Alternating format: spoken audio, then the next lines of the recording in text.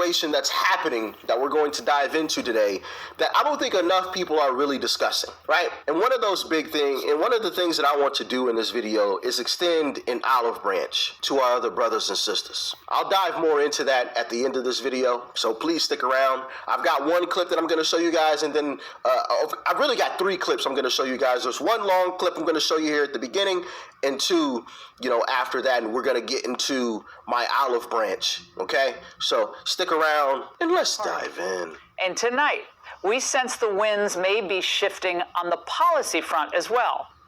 The warning again delivered via a Washington Post column written by another prominent globalist, Fareed Zakaria. Biden's efforts have amounted to Band-Aids on a massive open wound, he says, about immigration. The president must use the power he has to stop asylum seekers while the system tries to process the millions of standing. Wow. Now, that's coming from Fareed Zakaria, and that is huge. Now, his words when I was reading this sounded like they were ripped out of an old angle from 2021 when I was warning that an open border would break America and break the Biden administration. He said the migrant crisis is exposing Democratic policy weakness at every level. An administration that is scared to take on its progressive wing, right to shelter rules that are utterly unworkable in New York and Massachusetts.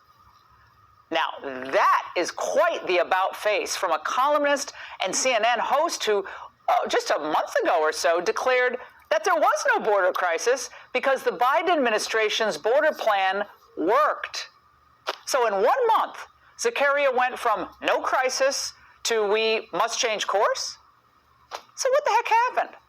By the way, back in 2018, Zakaria was dabbling in the usual liberal invective when he examined the motivation of all of us border hawks. Here are the top 3 dirty self-defense moves. Number 1, throwing dirt in your opponent's eyes. Throwing an object at your opponent's eyes is a... Some of this might be rooted in racism, but it also represents a kind of heightened nationalism, a more emotional conception of the nation.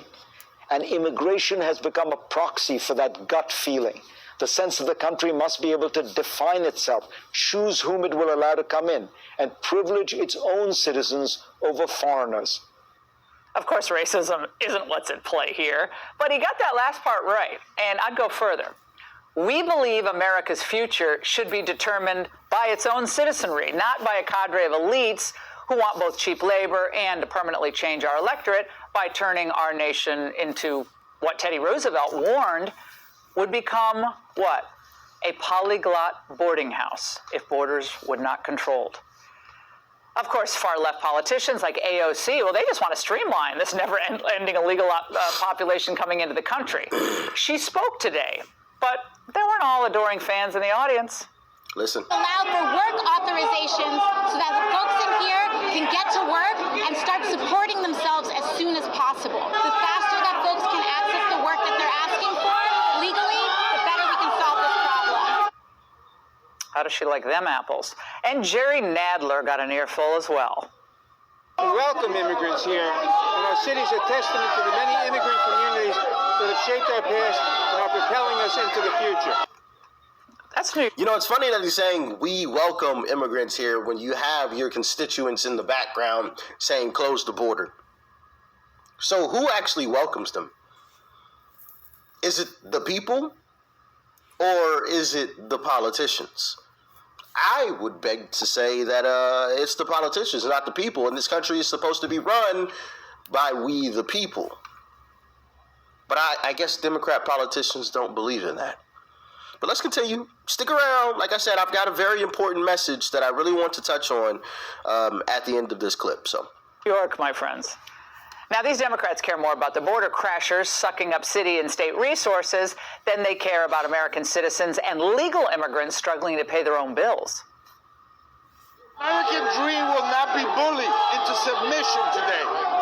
We will continue to fight for the American dream. We will not be bullied.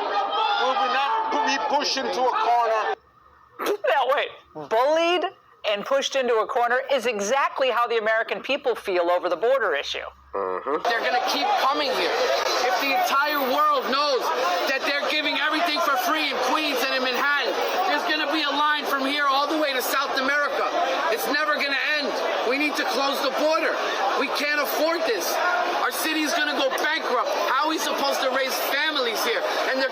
us racist. They're calling us white supremacists. Americans see what's happening here, and many now feel like they're second-class citizens in their own country, like we're strangers in a foreign land here. No American in his right mind supports what's happening now. Just this week, in one day, 9,100 migrants crossed the border in Arizona, 7,400 of them illegally, and those are the ones we know about. That's it. There are others who got away. Sources told Fox that agents apprehended over 7,400 illegal immigrants at the border on Tuesday. When combined with the encounters at the ports of entry, that number hit 9,100. Now, no wonder the issue of immigration has become such a problem now for Biden, because in the most recent CBS YouGov poll, a whopping 2/3 disapproved of his handling of immigration. Only 34% approved. Among Republicans, 91% disapproved, 74% of independents disapproved, but out of touch Democrats, somehow 66% of them think scenes like this are just fine. It's getting better, though. Looking good. Those numbers are worse than they appear, by the way, because as I intimated at the outset, Republicans' opinions on Biden's handling of immigration broke down along partisan lines, which brings us back to Zakaria. He's smart enough to see that this situation isn't sustainable. He's not a dummy. It's not sustainable politically or practically. And the angle believes that the White House may be considering a move to at least have the appearance of tightening things at the border. Now, just so you understand this is not because somehow Joe Biden, who doesn't think about anything, or any of the people, puppeteers controlling Biden, have some policy epiphany on the issue, but because it's become a huge political liability to them in both the presidential race, but I think it's becoming a liability down ballot as well. But the fact is, the damage that this open border has already done to America, it's incalculable. Democrats who don't listen to Zakaria and don't reverse their stance on this should never be allowed near a position of power again. Now, as promised, I have something that I want to show you guys. And, I don't think enough people are really touching on this topic of things. So I'm going to show you guys these two clips, and then I'm going to say what I need to say.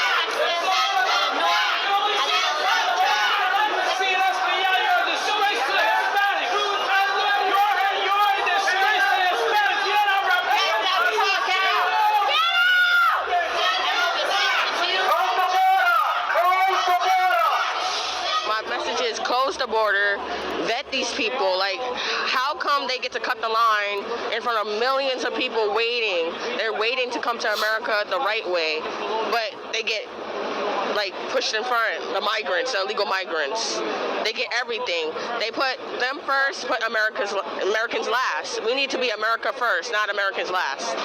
Do you think that AOC was responsive to messages like this? No, she cut her little press conference early because of us. She kept on talking the same thing. Housing for migrants, work for migrants. But what about our homeless veterans? What about our homeless Americans? She puts the migrants first, us last. Well said. Very well said. I've also got another short clip here that I want to show you guys, and let's jump into that. I think that AOC, when she came out and other members of Congress and they had this press conference, what did you think about their comments? They will never be allowed to walk down the streets again. Yes. They have destroyed our city, and New York, especially Queens, is woken up. Let's pull away from this. You see the... And New York and Queens especially has woken up. Today, ladies and gentlemen, I want to first say, and I get it, right? I know a lot of, us Republicans in the back of our minds are thinking, well, we told you so. We told you. We tried to warn you what was going to happen. But let me say this, guys. Today isn't the day for I told you so's, in my humble opinion. It's not the day. I would like to today extend an olive branch to our Democrat brothers and sisters on the other side of the political aisle and say that you are welcome. You are welcome over here. I was once a Democrat myself, and I've recorded that entire journey, right? I think that's why a lot of you, love tuning in, because you got to watch the journey of me, figuring out what the truth actually was, me being super open to everything, right? Trying to discover what is the truth about all of this. But yes, I would like to extend an olive branch to our Democrat brothers and sisters and say, you are more than welcome over here.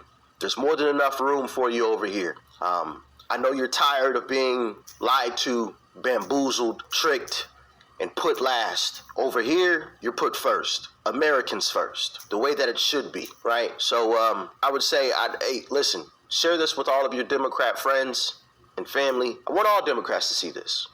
You're welcome. You're more than welcome on our side, right? And I say side, politically, right? We're all on the same team at the end of the day, but you get what I mean. On our side of the political aisle, you are welcome. What I'm seeing happen to, some of our once great Democrat cities is absolutely terrible. It's disgusting. We've checked out the people in Chicago who are absolutely livid about the situation that's going on there, and their Democrat politicians, basically putting them last as well.